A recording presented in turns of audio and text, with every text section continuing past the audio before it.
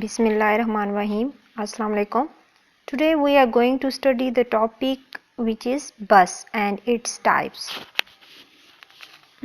In a general life, a bus is a source जिसके ज़रिए आप ट्रैवल करते हो या किसी भी जगह पर पहुंचते हो. Similarly, जो सिस्टम बस है वो भी एक सोर्स है कंप्यूटर से कम्युनिकेट करने का. So now I will discuss the definition of system bus with you, and that is a bus is a channel or path through we communicate with the computer. These are the small wires जो कि computer के साथ attached होती हैं. यानी कि बस जो है वो आपके सिस्टम के साथ कम्युनिकेट करने का एक रास्ता है.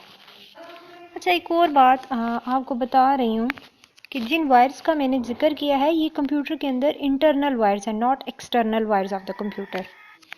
So, with the help of these wires, data travels through digital signals like 0 and 1, which is binary form. A bus is a set of parallel lines. Line means wires हैं, छोटी छोटी wires हैं जो मिलकर एक बस बनाती हैं. When data travel into the computer currently, जब currently data travel होता है तो it consider it's 1. वो 1 की फॉर्म होती है. और जब डाटा आपका ट्रैवल नहीं होता तो it's consider it's 0. So the current flow in digital signals through buses. So ये आपकी एक बस की डेफिनेशन थी कि बस के ज़रिए आप डाटा को कैसे ट्रैवल करवाते हो. Now I will discuss the different types of buses with you, and the first is data bus. Data bus is a white color of wire. यानी एक आपके सिस्टम में इंटरनल पार्ट में एक वाइट कलर की wire लगी होती है जिसे डाटा बस कहते हैं. I will discuss 3 to 4 points about each bus, जो आपकी इन बसेस की डेफिनेशन भी होगी, MCQs में भी कंसिडर की जाएगी. ठीक है.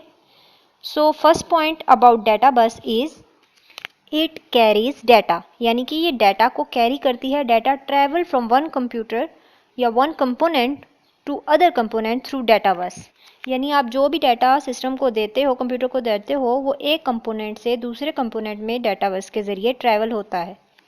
The second point is it connects CPU, memory unit and input output unit. It means कि जो आपका CPU है, processor, memory unit, RAM ROM है, IO यूनिट्स हैं, सारी IO डिवाइसेस हैं, उनके दरमियान ये बस लगी हुई होती है. ठीक है, जिसे डाटा बस कहा जाता है, जो इन सारे जो हैं पार्ट्स को कनेक्ट करवाती है. तो थर्ड पॉइंट जो इस बस का है वो है इट इज़ बाई डायरेक्शनल बस.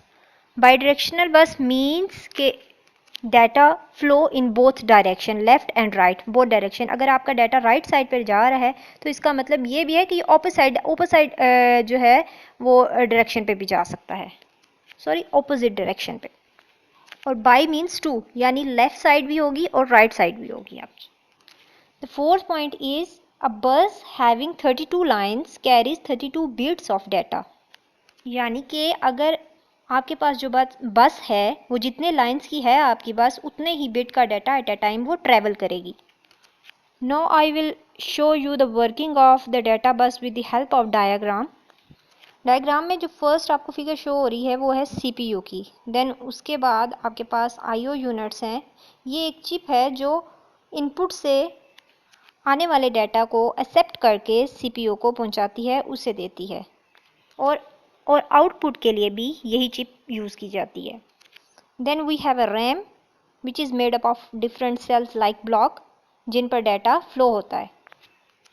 अब ये जो डायग्राम है इसके मिड में जो एरोज आपको शो हो रहे हैं ये वायर्स हैं असल में. ठीक है, जिसने इन सब यूनिट्स को आपस में कनेक्ट किया हुआ है. तो फर्स्ट एरो है आपका CPU और IO यूनिट के दरमियान, इसने IO यूनिट को CPU के साथ कनेक्ट किया है. और देन आपका आता है रैम के साथ जो एरो आ रहा है उसने रैम को भी CPU और IO यूनिट के साथ कनेक्ट किया हुआ है. सो वो जो हमने सेकंड पॉइंट पढ़ा था कि it can connect CPU, memory and IO unit, वो यहीं से क्लियर होता है इसी डायग्राम के ज़रिए. A very important thing about this topic जो अभी प्रूव करूँगी आपको कि CPU, memory unit and IO unit के दरमियान में डाटा बस का लगा होना बहुत ही ज़रूरी है, क्योंकि इस डाटा बस के ज़रिए ही डाटा आपका ट्रैवल हो रहा है. और जहाँ पे आपका डाटा ट्रैवल हो रहा है वहाँ पे भी डाटा बस का होना ज़्यादा ज़रूरी है.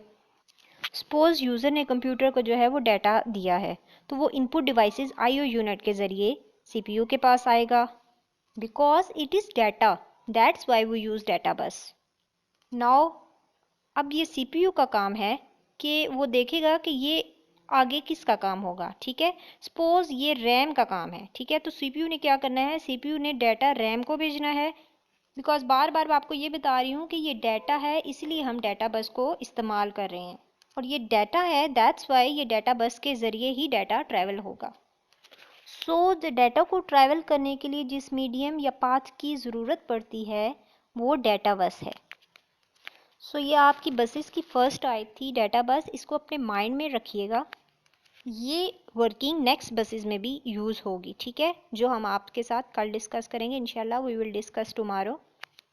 Thanks for watching. अगर आपको ये लेक्चर अच्छा लगा है तो ज़रूर लाइक कीजिए और हमारे चैनल को सब्सक्राइब करें और कमेंट्स भी करें और अपने फ्रेंड्स के साथ शेयर करें। Thank you. अल्लाह हाफिज़।